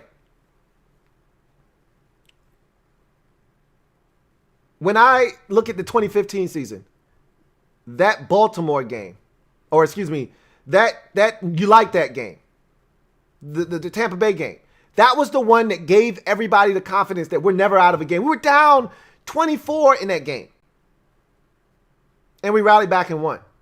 Gave everybody the confidence. Hey man, this dude, Kirk, this number 8, and we can ride with him. We can win some things with him. We're never out of it. We need one of those where at the end of a game, it doesn't have to be this dramatic comeback. You know, Baltimore was like that in 2012 when Robert brought us back, got injured. Kirk comes in, throws the touchdown pass to Pierre. It gets the 2-point conversion on the quarterback draw. We go to overtime and you get the big punt return from Richard Crawford and we win that thing in overtime. That's a massive win against a team that ultimately went on to win the Super Bowl that year. Massive win. And it showed everybody we can win any game. We're never out of it. We need one of those. It's cool to look. Don't get me wrong. I like these. The most refreshing thing about this year's wins is I'm not sitting at the edge of my seat sweating out a victory, praying that the defense gets to stop. I ain't had to do that one time this year with a win. We've been in victory formation every single time we've won a game, and it's been comfortable. Got them by double digits, up by 2 scores. We're good. We're in the clear. At some point, though, you're going to have to beat a team by either holding on at the end with a defensive stop, or you're going to have to come from behind, or you're going to have a tie game. You're going to have the ball. You got to go down and you got to get it done. This team needs to see one of those types of victories. And I'm not saying it has to come against Pittsburgh. It doesn't matter where it comes from. They just need one of those to know that they're capable. I don't think a loss helps this team's psyche. I don't. I think a win, whether big or small, by 1 or by 11, I think a win against an undefeated Steelers team would do wonders for the confidence of this team. I think this team is already confident. I think they're gaining confidence. That win against Cincinnati was big because it started something. The win against Dallas, now the momentum is starting to swell. Now the confidence is growing. You do it in that kind of fashion. If they can find a way to stack another win on top of the 2 they already have, it changes everything drastically. You lose this game, and I don't care how close, by 1, by 2, by 3, you lose this game, and you start talking about the shoulda, coulda, woulda's, but you didn't again. And then you start thinking about the Giants game the first time, the Giants game the second time, the Lions game. You start thinking about all the close losses again and saying, man, we could have been. Now, let's not talk about what we could have been. Let's talk about what we are. Win and get to 5-7. You got a chance to do that? If you can do that, it changes things. Thank you for the super chat, King of the North. Appreciate you doubling up. CGM 87. Double up. Thank you for doubling up. CGM 87. Greatly appreciate you for doubling up. Who writes, Lou, had you been a Nats instead of an Atlanta fan, you would have had a 25 out of 28 year drought for your favorite teams. It's been a while, man. I don't get to win. I don't get to bask in the glory of winning often. You know, it doesn't, like, the last championship I got to experience as a fan of any of my teams was the Braves. That was back in 1995. You understand what I'm saying to you right now? Like, I don't experience winning. And I would trade a Braves, a Grizzlies. Well, now, I take that back, because I'm a Duke basketball fan, and we win all the time. All right? I think the last time Duke won a national championship was like 2015. I think. So it hasn't been that, but I'm talking professionally. I would trade a Duke, a Notre Dame, Atlanta Braves, a Memphis Grizzlies. I would trade all of those in a heartbeat for a Washington Redskins, Washington football team. Call them whatever the hell you want to call them. Skins. I would trade it in a heartbeat for a Super Bowl. 5 times over. If you told me right now none of my other teams would win anything ever again and I get to hoist one Lombardi, give it to me right now. That's how much I love this team. I want this team to win. But there is no contract. There is no sign here and you get this. I just got to wait it out and hope and pray that they turn it around and that they start winning on a consistent basis, and we got a shot to turn this thing around and win big. And not just win one time and then go back to losing 4 straight years. Like, I'm sick of the 2012 lightning in a bottle. I'm sick of you need a 5-game win streak like we need now. I'm sick of these backdoor entrances. I'll take them. Beggars can't be choosers. But I'm ready to be a front runner. I'm ready to be in a big matchup on a Monday night or a Sunday night, 9-2 Washington against, 8-3 Dallas or the Giants or Philadelphia. I'm ready for that. I'm ready for that. I'm ready for, 8-2 Washington against 7-3 Buffalo. Big matchup. I'm ready for that. I'm sick of being a laughingstock. I'm sick of backdooring our way in. Got to win 5 out of your final 7 to get in. Just to get to 8-7-1 or 9-7. Let's be good. 12-4 should be the benchmark, what you should be shooting for. But we're not there yet. Hopefully we're moving towards that. Thank you for the super chat, CGM87. Metaphor, double up, Thank you for doubling up, Metaphor. Greatly appreciate you. Metaphor writes, we're all scarred like Sagat in Street Fighter. You're damn right. Only thing is we don't have the patch on our eye, but we all scarred, baby. He's got one right here on his chest. I'm just telling you, I'm scarred. And if you've been a fan long enough, you scarred just like Sagat. We all got it, man. It may be in different places. It may be varying degrees for some of us. Some of us have been here longer than others. So you've seen more, so you're more scarred. Some of you haven't seen winning at all. So you don't really know what you're missing, but you just know you want to see a winner. There are varying degrees of this thing. But if you've been in it long enough as a fan of this team, you're scarred in some way, shape, or form. In some capacity. You got scars, man. And you live to tell about them. But at some point, the good times got to be coming. I don't know where the good time's at. I just know I'm trying to bring the good times back. Thank you for the super chat. metaphor. Gearcell1. Thank you for the super chat, Gearcell1, who writes, can we beat those Steelers? Hell yeah. Saw Mike Tomlin wearing sandals with ashy feet in the snow yesterday. Tragic. Chewing tobacco. Yeah, that was Mike. I saw him too. Sunglasses on. Despite no sun. In 18-degree weather. It's Mike Tomlin, man. Anyway. It's going to be interesting. Because we damn sure can't beat the Steelers. But I think I brought this up yesterday. Not sure if I did or not. I'm going to bring it up now. Haven't beat the Steelers since 91. Super Bowl season. Let that sink in. Mike Tomlin. 4-0 against us. Or is it 3-0? It's 08, 12, 16. So 3-0 against us. We haven't beaten the Steelers in ages. And I think I went through this yesterday. I believe I did. They haven't even been close. Games were never in question, never in doubt. Ass whoopings throughout. At some point, just like I talked about with the Eagles this year and with the Cowboys, to a lesser degree with the Cowboys because I didn't think we were going to sweep them. I thought we could beat them the first time. I didn't think we were going to beat them the second time. But I said, a wise woman once told me all good things must come to an end. For us, this is not a good thing. But for the Steelers fans, it is. I'm pretty sure they love the dominance. But at some point, like I said with the Eagles, this has got to come to an end at some point. The Giants beat the Eagles this year. Do you know how long it's been since the Giants beat the Eagles? The losing streak was insane. It was ridiculous.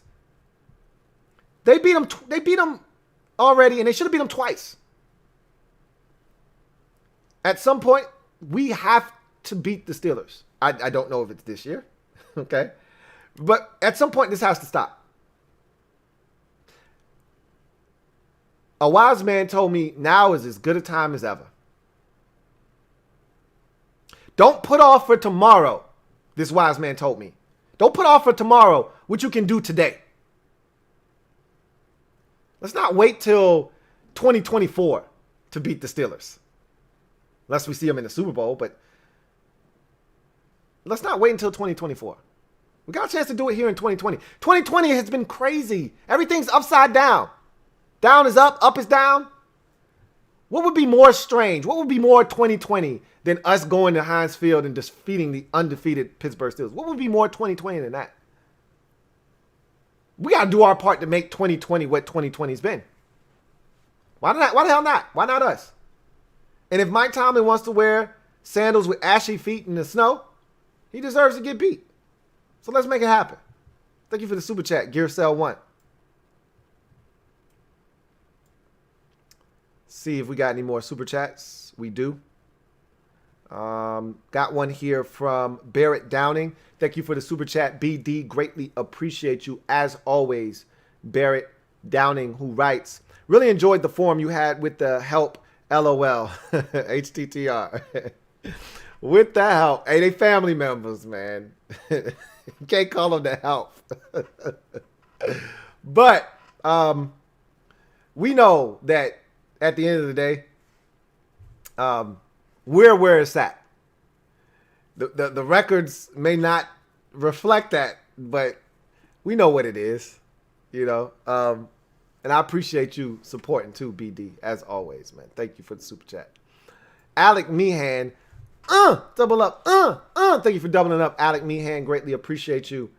Alec writes, D-line needs to go after the ball when they get close to Ben instead of trying to tackle him. I don't know how the man does it, but he still throws people off him because he's a big son of a... He's a big boy, man. They don't call him Big Ben for nothing, okay? He's a big man.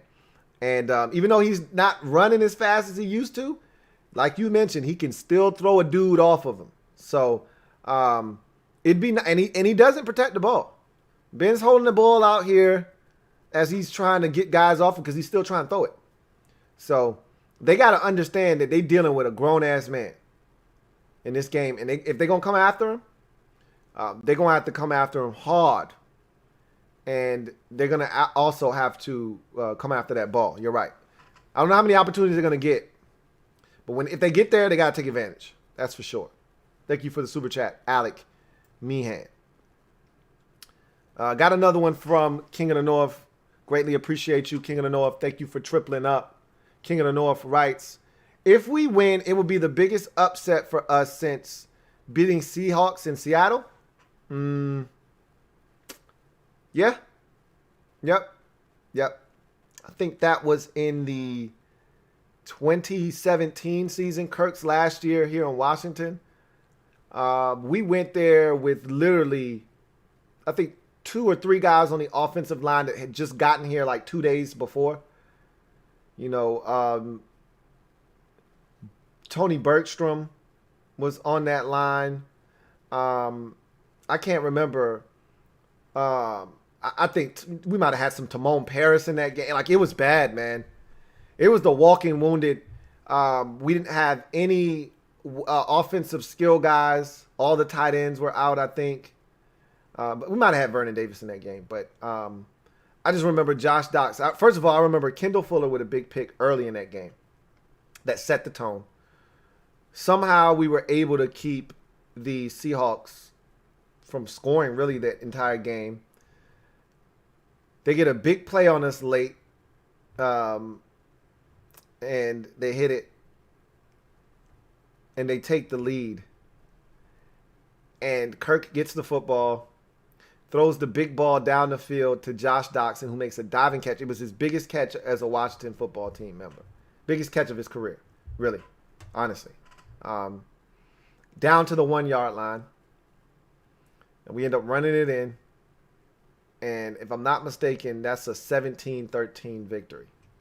If I'm not mistaken. Shocked is the word that I would use to describe that one. Never thought we had a chance in hell. We had at least, at that point of the season, I would say 15 guys on IR and another 5 or 6 or 7 out for the game that weren't on IR. I mean, we were literally a mass unit at that point. And to go to Seattle, a playoff team, and win, don't know how the hell we did it, but we did. So I would say that you are spot on. This would be the biggest upset since that one, for sure. But it would be different in the respect of, like, nobody viewed that Seattle team as a juggernaut. They just said, you're not going to Seattle and winning. You're not good enough. You don't have any players healthy. Seattle wasn't a dominant team at that time. They were good. They weren't dominant. This Steelers team has been dominant this season.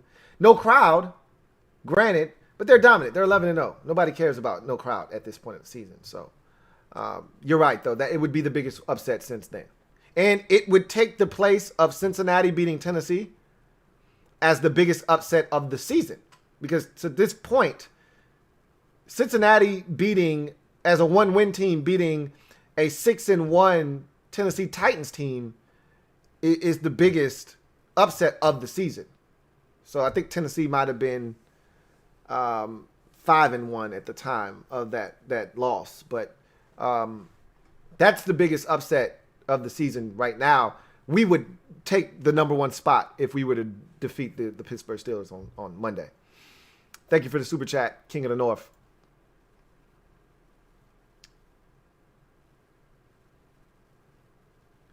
Got another super chat here from Robert Parrish. Thank you for the super chat, Robert Parrish. Greatly appreciate you. Robert says, Lou, your thoughts on our injuries or lack thereof this year? I honestly, you're right. I just before I get to Robert's comment, TS says the Brian Quick catch was insane too. Remember that? Yes, you're absolutely right. First of all, he does this crazy pirouette to even get to the football, takes a nasty, vicious shot that I am still to this day unsure of how he holds onto the ball. 1, 2, even gets up after taking that shot.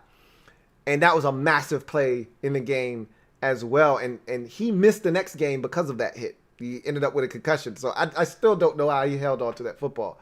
It's a hell of a catch by Brian Quick in that game as well. You're absolutely spot on. But back to Robert Parrish. He says, your thoughts on our injuries or lack thereof. Let's talk about that real quick. Matter of fact, let's switch gears to in other news. So on the injury front, now that you speak about it, 4 guys. That's it. 4 guys. That is it on the injury report. 4 guys. All right. We haven't been this healthy since, I want to say, week 2 going into Arizona. Maybe post bye week going into the Giants game after the bye. But I know for sure I remember bragging in week 2, but I was cautiously bragging.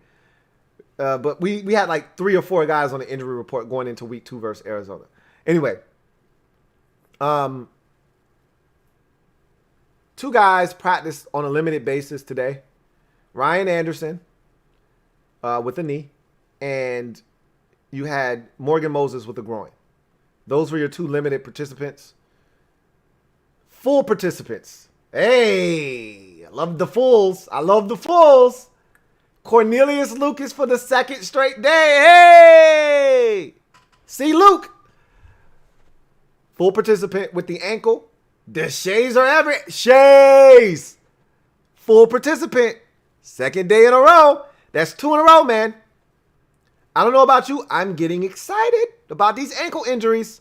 We could get some reinforcements back for this game. So they're trending in the right direction. As far as injuries this season are concerned, I don't really want to talk about it. I'm going to be brutally honest with you. I am superstitious in that way. I will just say this. We've been very fortunate this year. We've had some injuries. We've had our fair share. Obviously, quarterback, broken ankle. All right. Offensive line has taken a couple of hits. We had 2 tackles out at one point. We lost our guard for a little while there. You know, we lost Sadiq Charles can't buy a break. Our rookie wide receiver can't buy a break. So, you know, we've had our share of injuries. I'm not going to sit here and act like we haven't been banged up too like everybody else. However, we've been pretty fortunate. I'm just going to leave it at that. We've been pretty fortunate on the injury front. We, as fans, have seen a lot worse. This is one of the mild years. And we've had injuries this year. This is one of the mild years. So I'm excited. I'm going to leave it at that. Thank you for the super chat, Robert Parrish. Got a super chat here from JP, my man John Perez. Thank you for the super chat. Greatly appreciate you. JP writes, does this D-line have a chance to get to Ben cleanly? I want to see Chase get at least 2 sacks in this game. I wouldn't bank on it, JP. Like I said, with the way that Roethlisberger has been getting the ball out of his hands this year, he's among the quickest release from snap to release of the football in the league this year. He's getting the ball out of his hands in less than 2.3 seconds. All right, the league average is around 2.6. He's getting it out at around 2.3, okay? Just to give you a little bit of perspective. You're not getting to Ben very often, is what I'm trying to tell you, okay? He's getting that thing out of there quick, fast, and in a hurry. So, highly unlikely, but I don't know. They may say, hey, we could challenge these boys down the field, and their game plan may be to take more shots than they normally do, and that may give us more opportunities to get to them. If I'm a betting man, I wouldn't bet that we're going to get to Ben a ton of times. We may get a couple of opportunities, but that's it. I don't see us having a field day getting to Ben Roethlisberger in this game. Thank you for the super chat, JP. Got another super chat here from my man Double M. Double up. Thank you for doubling up. Martin Matthews, my man Double M, always representing. Greatly appreciate you. Martin writes, hey, Louie, I forgot to tell you that the round table was nice. Thank you. I appreciate that, man. Big shout outs to my man Bad Dog for putting it together for the 2nd time this season. He says, but the Philly fan was highly delusional. L.B. usually is a little out, but he's a homer. And as we all know, fan is short for fanatic. And when you're a fanatic, you usually don't use reasoning, okay? You usually aren't rational all the time with your thoughts. So a lot of times, and you'll hear this in every fan base, including this one. I can't bet against my team, and I'm never going to speak negative about my team. And that's your prerogative. That is not how I choose to operate. If I'm watching my team, and I were a Philly fan, and so let's just say that we were playing the way Philly's playing right now, and we watched them on Monday night, and Alex Smith or whomever is starting at quarterback for us looks like Wentz did, and we stunk it up again, I'm not going to sit there and say, hey, we're going to win the division still. Hell no. Nothing that I saw from my team over the last month and a half says to me we're going to win the division. We just lost to the Giants for the first time in Lord knows how long. We can't sustain offense. Our quarterback looks like a shell of himself. Our head coach right now doesn't know if he's coming or if he's going. And we just look like a team that's lost right now. Nothing right now says to me that the Eagles are going to get it together. And they may. And he might ultimately be proven right. But after watching what I've watched, as a fan, I can't objectively sit there and say we're going to still win the division. So, yeah, there's a little bit of delusion there, but he's not alone. A lot of people do that. He says, how were you able to sit and listen to that mess? I wasn't. You know, you heard me interject. You heard me. This is the thing. I tried to restrain myself because it's not my show. I don't want to take over the show.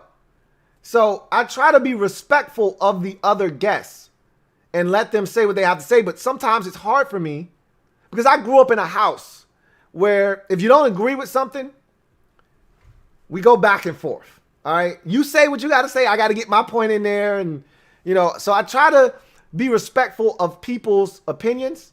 But I'm going to tell you when I don't agree. And I didn't agree with that. And I told him, no way. You can't sit there and think that you guys are going to win the division after what you've just watched. And if he feels that way, that's on him. He said he sounded like a Philly fan more than a football fan. He was. You hit it right on the head. He's a Philly fan. Most fans, being brutally honest with you, most fans are fans of their team, not fans of football. There's a distinct difference. And if you can't tell the difference, just listen to them speak. Ask them questions. And their responses will tell you all you need to know. Because if you talk to somebody and they can have an intelligent conversation about a team that's not their own, and they can talk to you about other games, then you know, okay, they're a football fan. They watch the games. They may have a favorite team, but they watch the other games. They're not just fixated on their team. They can, and it's okay if you have no interest in no other team but your own. That's fine. But in order to have perspective, and this is what you lack when you don't watch other teams around the league. If you don't watch other teams, you don't have perspective because you're in your own little bubble. When all you watch is your team, you don't know if what you're looking at is what it's supposed to look like. You may think, man, this run game is great. Well, you haven't seen a great run game unless you've been watching the 49ers, or you've been watching the Browns, or you've been watching the Vikings, or you've been watching the Titans. Then you know what a real ground game looks like, or the Ravens. Then you say, okay, no. Our ground game is okay. That's what an elite ground game looks like. You don't know what a true difference-making defense looks like until you watch the Ravens, or you watch the Steelers, and then you say, oh, okay. That's what a game-changing defense looks like. When they're forcing turnovers and they're rattling the cage of a quarterback and they're picking off passes and they're forcing fumbles. Oh, that's what a defense looks like. We're not there yet. We're getting there. We're making strides. We're not there yet. So when you don't watch other teams, you lose that perspective. And so he's one of those guys. I don't think he watches a ton of football around the league. He just is fixated, and that's okay. It's okay. It's a lot of people are like that. He's not alone. Thank you for the super chat, Double M.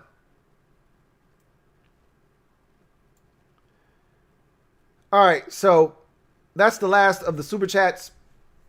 Rivera stepped to the podium today. Jack Del Rio did as well. You know, we're getting into the stage of the season now where you're getting these coaches to really narrow their focus. Like Rivera, really not giving you as much as he was earlier this season, which is a good thing, I might add. He's still giving you some stuff, but he's a little bit more measured in his responses. Excuse me. And also, when you win, some of the questions are a little more lighthearted. So you get questions that are a little bit less attacking questions, probing questions, and more of complimentary questions. Like you're getting a lot of, what have you seen in Terry McLaurin's development? Those are the type of questions you get when you start winning ball games. When Terry makes a big play like the chase from behind tackle on Jalen Smith, you start getting questions like that. Montez Sweat makes a big play. What have you seen from Montez Sweat and his growth and development? You get those types of questions. This week we got the my cleats, my calls questions. So everybody's got their own set of cleats. What made you choose those cleats and this, that. And so we're getting a lot of those questions this week. But Ron talked about the growth of Scott Turner. He talked about how Scott Turner reminds him of the senior Turner, Norv, and that he's always thinking about the next play, always thinking about how he can set things up down the line. He talked about the difference between the two in their mannerisms. He's like, Norv's a little bit more demonstrative.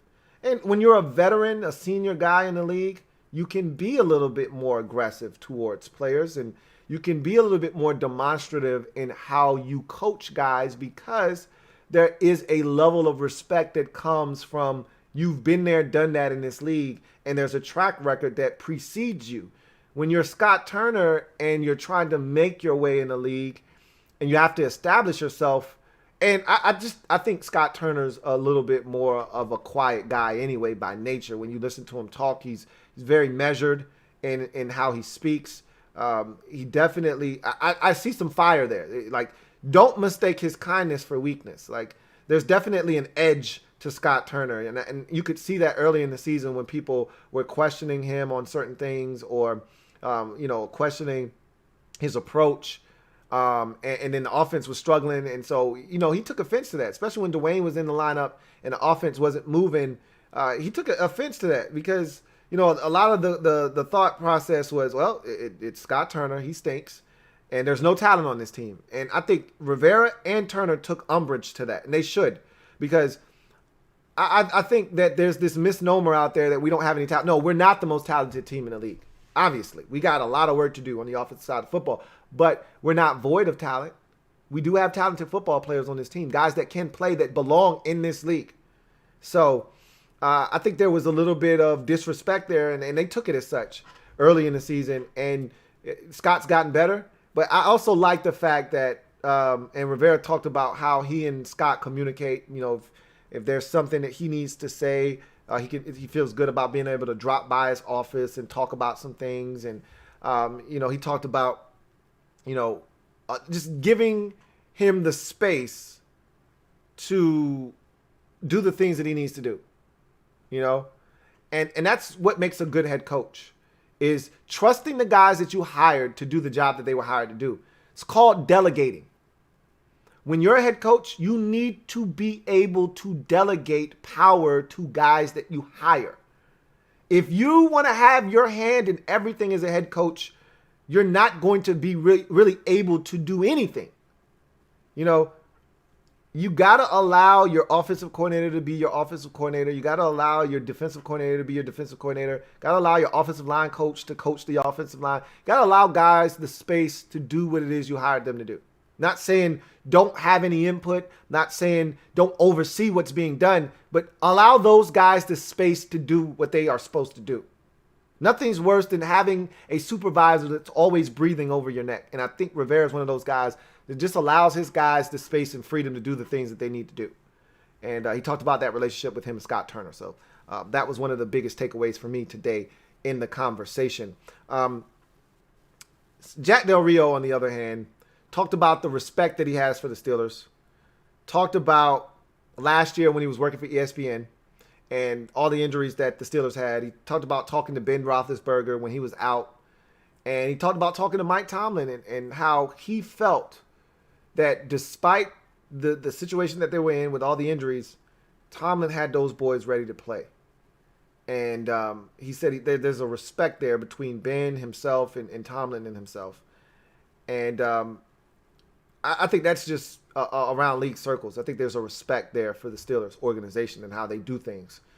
And Rivera talked about that as well. So if we go back to Rivera, another one of his best questions was about the culture in Pittsburgh. You know, Tomlin as a coach, one of the longest tenured coaches in the league, the organization, and the winning culture that has been instilled.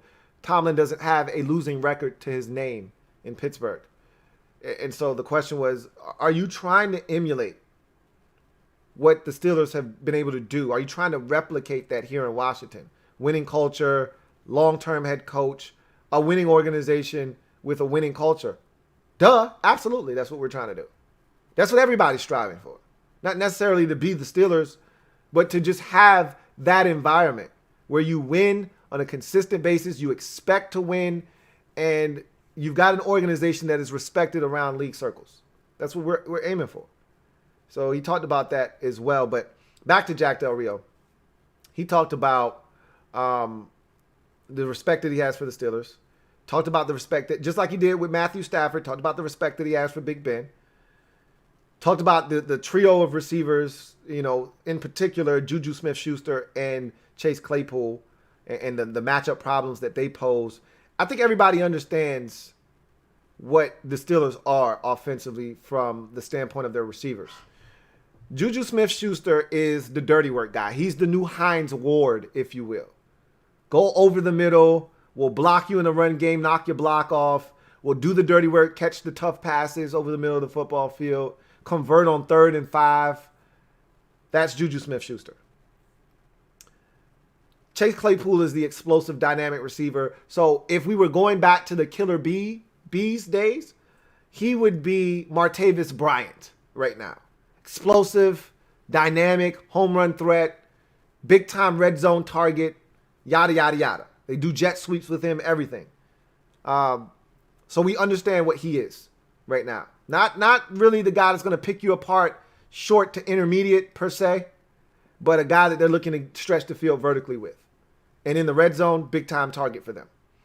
And then, to me, the guy that doesn't get talked about enough is Deontay Johnson. He can do a little bit of everything. Not necessarily the tough, 5-yard, 3rd and 5 guy necessarily, but he can win on the outside. He can take you deep. He can do a lot of things. He's, to me, the most versatile of the three. So they've got weapons. And then they got Eric Ebron at tight end.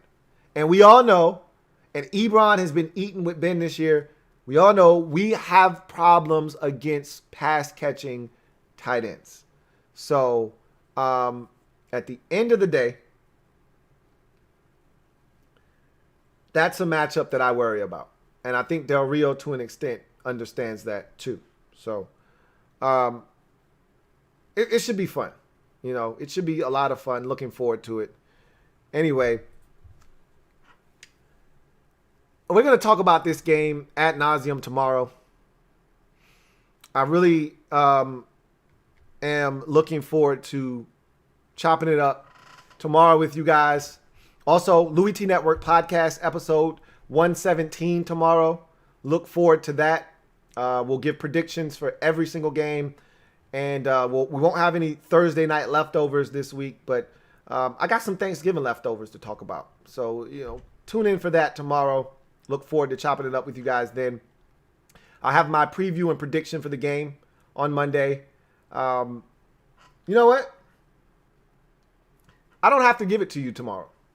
So I won't. We don't have to, because I think I'm going to do a show on Monday. I might do a show on Monday before the game. It's a 5 p.m. kickoff. I can give you my prediction then. Plus, we'll have a better sense of who's playing, who's not playing. Not that we got any guys that are on the fringe anyway that are going to make a difference. But I might wait. I'll let you know. You'll know tomorrow. I might decide tomorrow. What the hell? I'll just give you my prediction now. I might wait till Monday. We'll see. Anyway, that's going to do it for me, your man Louie T. I thank you guys for joining. I want to thank you guys so much for the support on the NFC East Roundtable. Again, Bad Dog, shout out to Bad Dog, shout out to Lord Brunson, shout out to my man Law Nation, and all of them for coming together and doing that. That was awesome. I always enjoy linking up with those guys and talking about the division that we all love, the NFC East. It was a ton of fun, and I look forward to doing it again in the near future. That being said, you guys, enjoy the rest of your evening. Appreciate each and every single one of you. And if you haven't already done so, let me say this before I go. Go ahead, subscribe to the Louie T Network for more great content. All right, go ahead, turn on that notification bell so you don't miss a thing. And hit that like button on the way out if you haven't already done so as well. I thank you guys for all of your support. Look forward to chopping it up with you tomorrow, whether it's on the podcast or here on Washington Football Nightly. I'm your man, Louie T, and this has been Washington Football Nightly. I'll see you guys next time. Take care. Here comes the diesel. Here comes the diesel. There's the snap, hand to Riggins. Good hole. He's got the first down to the 40. He's gone. The 35, the 30, the 20.